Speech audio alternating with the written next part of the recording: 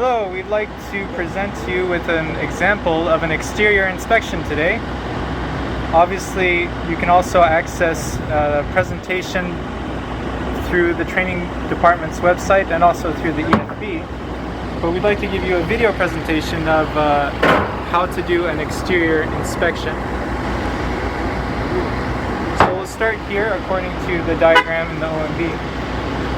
You come to the left side of the aircraft and you start with the TAT probe. You make sure that it's clear and that there's nothing inside of it. Then you continue with the angle attack sensor. Make sure that it also appears to be normal and that there's no cover on the pitot probes. Today when we're doing this inspection, you'll see some covers. None of these covers should be here. This is just a way that you can see what is not supposed to be there. Also, you come down here to the landing gear.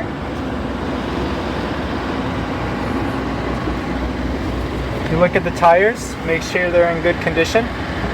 Also, the cotter pin is installed here. And nose gear strut is not fully compressed and that there's no hydraulic leakage here. Also, the hydraulic lines look okay. When you come around to this side, you want to make sure the nose gear area doors are secure. And when you look inside, you want to look at the tires again, make sure that they don't have too much wear. And also you do not want to see this red strip here. That's the flag for the nose gear lock pin. The steering pin goes down here. That's different from the lock pin, which is above. Also, you want to look at the steering cables, make sure that they're not crossed, that they're straight. And the general condition of the inside of this compartment. Look at the hydraulic lines, and also you want to look above, make sure the asbestos snubbers are in place. If the aircraft is equipped with a taxi light on the nose gear, that's where it will be. Now we come to the front of the aircraft.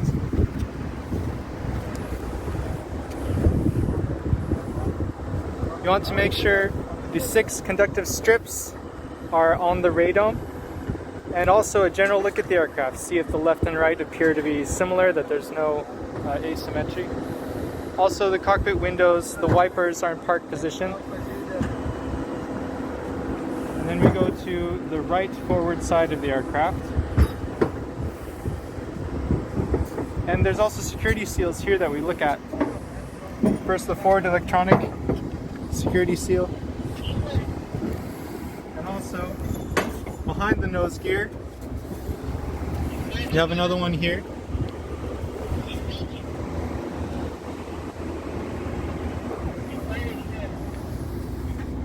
On the left side of the aircraft, you want to make sure that the emergency exits window handle is flush with the skin of the aircraft. Also, we have the FO's pitot probe, the auxiliary pitot probe, and the right side angle attack sensor. Again, for security reasons, we need to open this hatch. If it's not already open, which it generally is actually, to make sure there's no foreign objects placed in there. And then we continue our way down, make sure that the door is flush, that the emergency exit light appears to be okay. You also look at the O2 sensor down here, the green one. Make sure that the green disc is there, visible. And also the overboard exhaust valve, that it's here, and you can hear a fan sound coming from it. Next, we look at the static ports. Obviously, this cover should not be there. And down here, there's another static port. That should also not be there. That's the alternate static port. If the cargo door is open, you can look inside and see if there's any problem with the interior of the cargo hold. Otherwise, just make sure that the handle is flush if the door is closed. Look also at the bottom of the aircraft, at all the antennas. Make sure they appear to be secure. Also look at the right-hand wing illumination light. make sure that it's secure, and the overwing emergency escape exits, that they're closed and the exit light is intact in between the two doors. Next, we go down underneath the aircraft again and look at the water drain mast. Make sure that it's secure and no ice buildup. Water is okay. We also make sure that the ram air door is fully extended, and we look inside to make sure there's nothing placed there either. We can look at the runway turnoff light above our heads too. Make sure that it is intact and clear, and the fixed landing lights, depending on the configuration, are also clear. The stall bar needs to be secure right here. And also the Kruger flaps, they're currently flush with the skin. They may droop. If they do, you need to turn the hydraulic B pump on to retract them. And then we go down here to back under the aircraft. If you have a retractable landing light, make sure that it's flush. You check the security seal on the right pack access panel. And also for security, there can be different latches on this too, depending on the model. You make sure there's no foreign item that's been left in there. The Grand Pneumatic access door here. And also you can look at the anti-collision light down there and the other antennas. Make sure that they're all secure. Next, we continue on with the right-hand engine. You can start with the blowout panel. Make sure that's clear and unobstructed. Thrust reverser lockout also needs to be secure, and the vortex generator on the cowling also needs to be secure and undamaged. The manual start access opening should also be clear. IDG service panel is the next item we go to. We need to check this.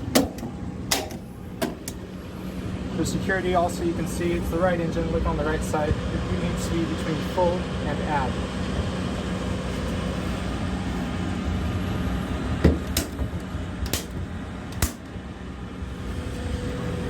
You can look above the engine, make sure the latches are secure and there's no damage.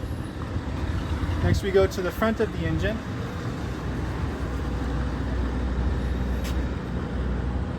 Make sure that the flange blades appear to be undamaged and that there's no deterioration. Also, you can look at the compressor, the inlet guide vanes through the low pressure compressor. And also look at the red stripe. Make sure there's no deep scoring marks or deterioration. This is our T12 temperature probe. Make sure that's undamaged. And also look at the spinner.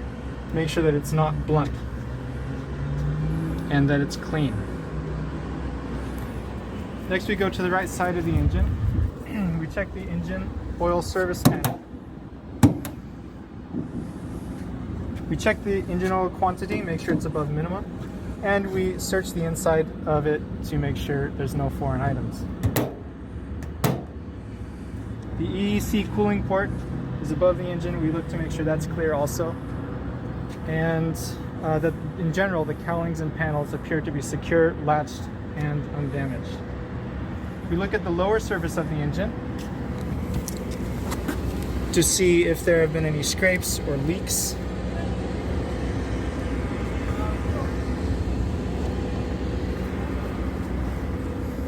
Next, we continue to this joint here in the wing where there's the engine fuel spar access panel.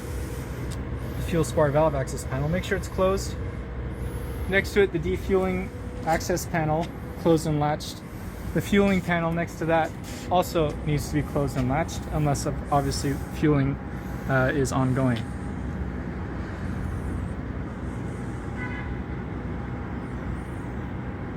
We continue down the wing. We look at the wing anti-ice exhaust ports. So all these holes along the leading edge of the wing need to be clear. Look at the 4 leading edge slats. Make sure they're faired and there's no leakage.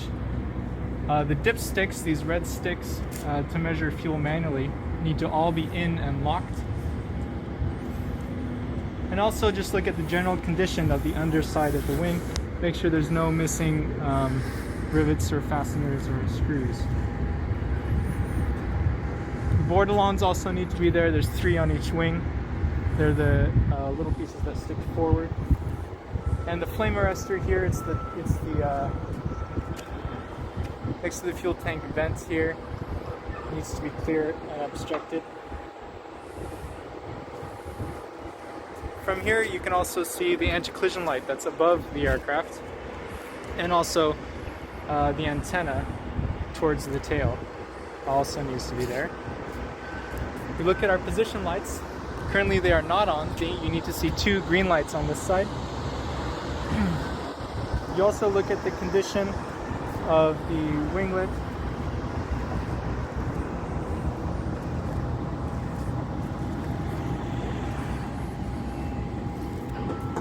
And the aft position light, which you should have 2 again. They should be white, and 2 wick type static dischargers with 2 on each wing. If you look at the general condition of the ailerons, of the trailing edge flaps,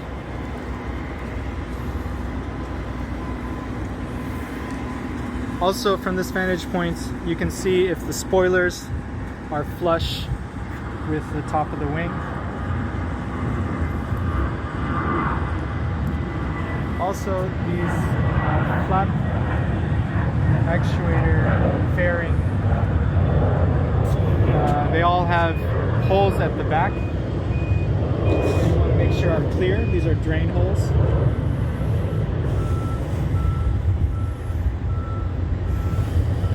Now we continue to the back side of the engine, which could actually be done before the wing also. But you want to make sure that this aft strut drain is clear. No hydraulic leakage or fuel leakage. Tailpipe area also needs to be secure and clear. Thrust reverser alignment markings should also be checked.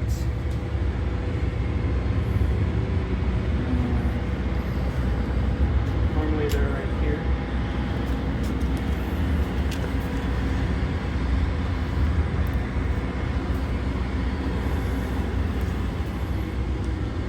Now we can move on to the landing gear.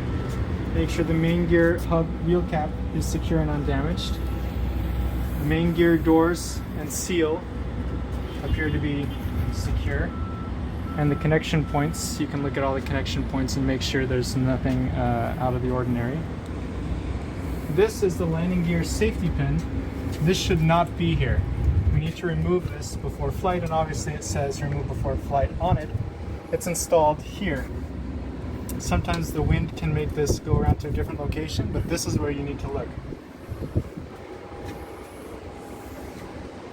Look at the brake wear indicators on both sides. Make sure that you can see the indication pin with the parking brake set. It needs to be outside of this flange. You need to be able to see it. Also, this brake retention cable, make sure it's secure. The tread impact fitting, make sure this doesn't look damaged, because if it is, you won't be able to retract the gear. The air ground sensor, we can move to the other side. Make sure these are in good condition, that the hydraulic lines are not leaking, and everything looks clear and clean. Next we go inside the wheel well.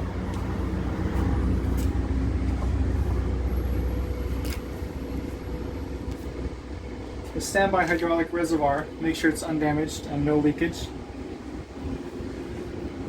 The brake accumulator pressure, you can verify it. Also the APU fire control handle, make sure that it's up, and that the switch is also secure. You can see some safety wire here also. If the aircraft has a nitrogen generation system, make sure that the light is green. And look at the flap drive torque tube. Make sure it's not damaged, but do not touch it. You look at the general condition of the right side of the wheel well, and make sure if the light is on that it's secured and on. Right now there's no power to the aircraft, so that's why it's not on. Look at the hydraulic A reservoir and hydraulic B reservoir. Make sure there's no leakage and that the amount is above refill. Right now it's near full.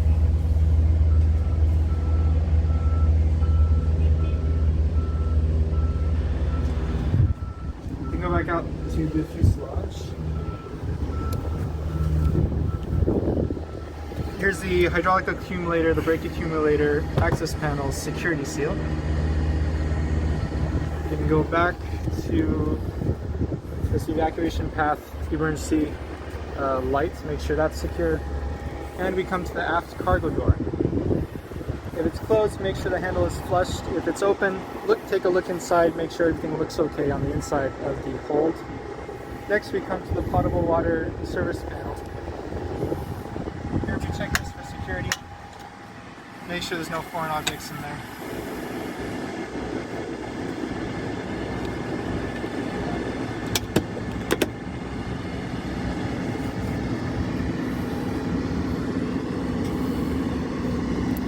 Also, you make sure that the outflow valve is open, that the relief, safety relief valve is clear, and that the negative pressure relief valve is flush with the fuselage. You can also look at the APU air inlet, make sure it's open and clear and that the vortex generator is undamaged. And you can take a look upwards at the elevator fuel pitot probe. This can also have a cover on it. You need to make sure the cover is gone. You can take a look at the general condition of the vertical stabilizer at this point. And also you can see that there's 4 static wicks on the top of the vertical stabilizer. Again, look at general condition, leading edge, trailing edge, skin, fasteners, rivets, all those things need to be looking good. Look at the leading edge of the horizontal stabilizer. The sliding seal needs to be in place, or else there's a CDL item for that.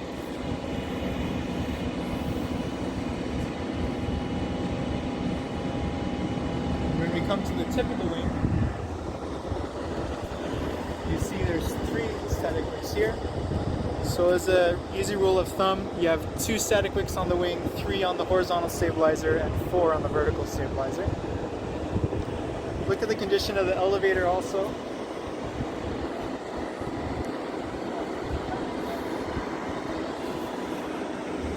And then we look at the back of the aircraft. You have the tail cone strobe lights with 2 holes below it. The top one is the air cooling inlets for the APU. The bottom one is the exhaust outlet for the APU. Make sure those are clear and there doesn't appear to be any damage. Now we come to the left side of the horizontal stabilizer. Again, make sure there's 3 static wicks. And you look at the left side of the rudder and the vertical stabilizer.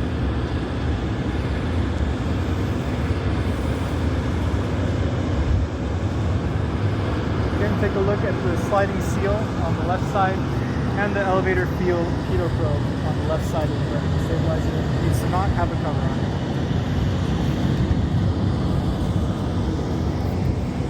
Take a look down here at the drain mast. Make sure that there's no ice and that it's clear. Also the lavatory exhaust port. And here you have the service panel for the lavatory. Make sure that's clear and no foreign object in there, again for security reasons. And you can look down here at our antennas again. Make sure that's clear. And the emergency lighting also looks okay. Another drain mast. This is the APU shroud, fuel, and hydraulic drain. Make sure that's secure. Next we go into the wheel well on the left side of the aircraft.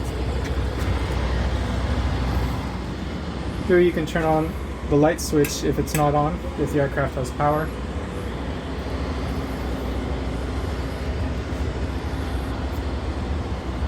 Look at the general condition of the wheel well. You want to check the fire extinguisher bottles, that their pressure is adequate.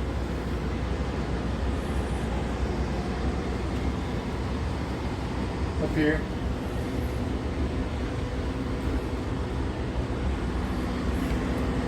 And then we can look at the left landing gear next. Again, here's the location of the left pin. And so you do the rest of the inspection the same as on the right side of the aircraft.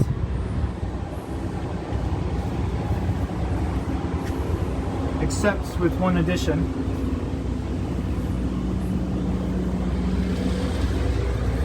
Here you have the ground air, conditioned air access door.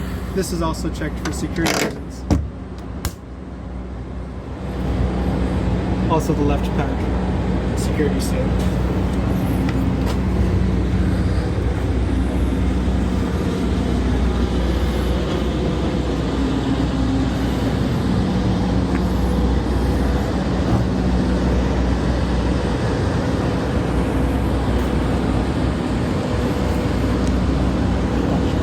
Thank you for paying attention, and we wish you safe flights. I hope that this has been helpful in giving a visual illustration of how to do a complete exterior inspection.